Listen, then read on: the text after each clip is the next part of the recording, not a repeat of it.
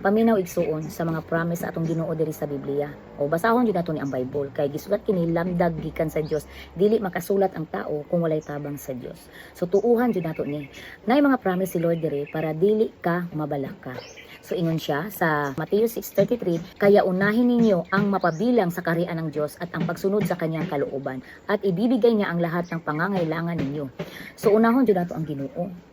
Kay ang Ginoo man nasayod sa tanan, ang Ginoo man nasayod kung unsa ikaayo para nato.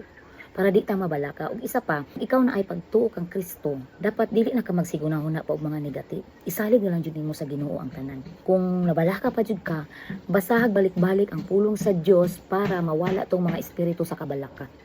Mao man ning kusog nato. Mura na imong buhaton magampo, magbasa og Bible kung ikaw maluya. Mao ra man jud ni atong kusog kay di man nato maistorya ang Ginoo direct jud na madungog nato iyang tingog. Diri nato madungog ang tingog sa Dios kung unsa iyang ipaabot kanato. Ana na siya mga igsuon og hinumdumi, salig sa Ginoo ug buhata ang maayo. Kanang duha magkuyog yun na. Kay dili man gusto ang Ginoo daotan.